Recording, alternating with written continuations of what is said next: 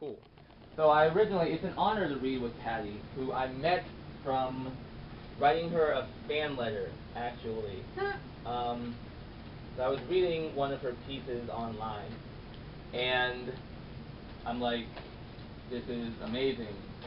Fuck it, I give up. I'm done writing. I'm done writing fantasy. But she's a great writer, and it's an honor.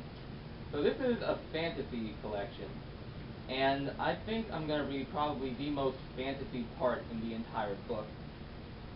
This is from a story called Graveyard Shift, which was originally the liner notes for an anarcho piano punk album. Wow. That I turned into a novella. The premise is there is a young man named Henry who works at a box store, which used to be the town he lived in. They tore down the town and turned it into this Walmart-like box store. And half of the employees are living people, and the other half are reanimated corpses, who they call careerists. So a good friend of his died in a work-related accident. He had his throat torn out, and he was turned into a careerist. And this is Henry following him into the careerist vault, where they go after work to see what becomes of him. Somewhere deep inside, Clark was still a person. He'd spoken and begged and feared. He said my name on that gurney. I watched the careerists file back to the vault, remembering how their faces flushed with color. I envisioned them casting off death like fairy tale princesses cast off swan skins. And when they did, I could beg Clark's forgiveness. Call it momentary madness, call it despair. I had to find out what happened. I would go crazy if I didn't. The careerist vault was a 20-foot tall steel door set in the wall at the end of O1, alcoholic beverages. I watched Karen punch in the passcode, committing it to memory. I snuck in behind the train of corpses. The door moaned its way closed. The light of Mason splashed across the wall, narrowed to a golden sliver, then vanished. Strings of light bulbs hung from hooks set high in the walls. Their red light illuminated the ramrod-straight backs of the lurching procession. A cylindrical tunnel stretched before me. It was carved from rock, the floor worn smooth by the passage of many feet. The smell of baby powder off their dry skin rose to sickening levels, and I held my nose to keep from sneezing.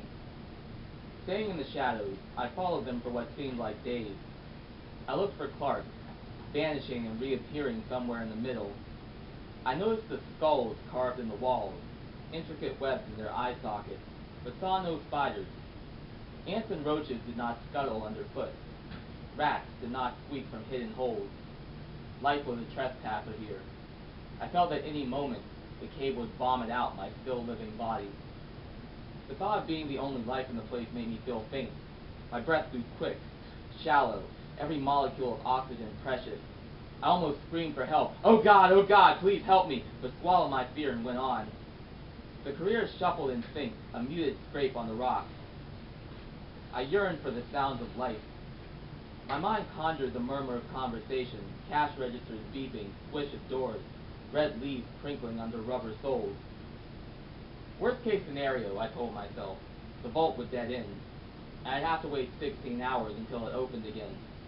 In the meantime, I could get torn to shreds by careerists, or asphyxiate. The thought didn't bother me much, which bothered me a lot. A stone gate came to view, carved in the shape of a screaming skull. Wind came howling up from its mouth. I put up my arm to shield my face from the cold and watched as the mass of blue vests struggled through into the black maw. A glimpse of Clark. In a minute, they were all gone. Alone. Free to go insane or suffocate, whichever came first. Taking a deep breath, I stepped over the incisors that curved up from the floor. The ceiling segmented like the ridges of a throat. Eager, the darkness pounced on me, making me blind. The first face that came to mind was Christine's. I imagined her, like when we were in the dead mall, holding my hand, guiding me through an unmade place. The thought of her comforted me. I heard their groans, gagged on air thick with putrescence. Doubled over, I followed the flicker of light up ahead. The moss on the walls glowed a cautionary yellow. Before I could adjust my eyes, the floor disappeared. I threw my back to the wall, where I stood shivering on a ledge over a vast cavern like a hollowed-out mountain. My head spun. Until that moment, the Masons had been the biggest space I could conceive of. Several of the superstores could have fit inside that cavern. I forced my lips tight so no sound escaped. Even on the ledge, I feared the careers could hear me. After a minute, I began to wonder if they'd overcome their spells and plummeted in mass suicide off the ledge. Then a mannequin-like face appeared from behind me. A thatch of beard and brown bangs obscured the once man's features. It paid me no mind as it crossed in front of me and descended a stair carved from the cliff face. The others followed single file, with that shambling walk, that almost comical walk, schlepped. And that walk that enabled them to pass me in the darkness. They were a sweet-smelling column of long-nailed, long-haired automatons, blind to everything but their strange impulses. No hay ninguna altura, Papa once told me, the first time I climbed the ladder. Hay solo el trabajo. Here was another height to conquer. I stared into the cavern to overcome the vertigo. I wondered if Papa ever anticipated a son of his tackling such a drop. Once the last careers had passed, I followed them down the hellish stair. The steps were 3 feet wide.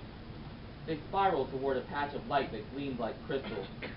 Who knows how long I spent on the edge of that drop, my back to the wall, stepping around the patches of moss. The careers never slowed their march, moving in something like a rhythm, step to step, step, step. There is no height, I whispered to myself. There is only the job. In time, the crystal light assumed the geometry of buildings, the remains of a city, nestled within the ribcage of some colossal saurian skeleton.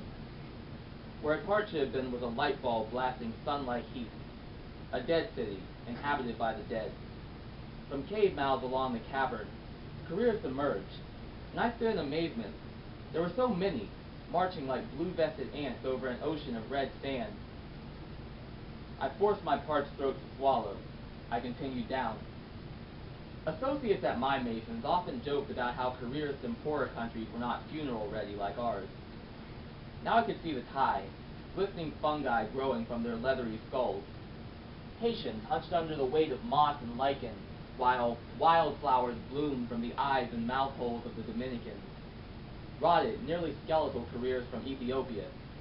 Child careers from Chile ran around the other's legs. I saw what appeared to be a grove of walking blood-red trees.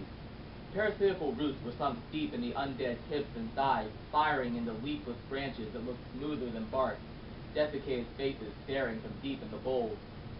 The infected from Indonesia. Thousands inhabited this place, what must have been the storehouse for every careerist on earth. Down, down. The stair ended at the edge of the sand. The careerists I followed broke in separate directions, all toward the city. Rot filled the stagnant air like smog. Within the titanic arches of the creature's ribs were avenues of wrecked cars, boarded storefronts, and crumbling churches. Parks, where the weeds outnumbered the shriveled violets. Skyscrapers that leaned in on themselves, resigned to their collapse like the very old are resigned to death. A city of vines, debris, and rust.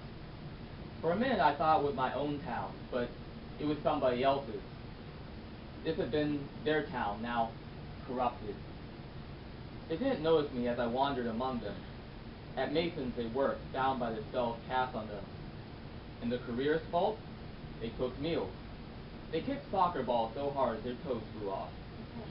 They played tag in a field of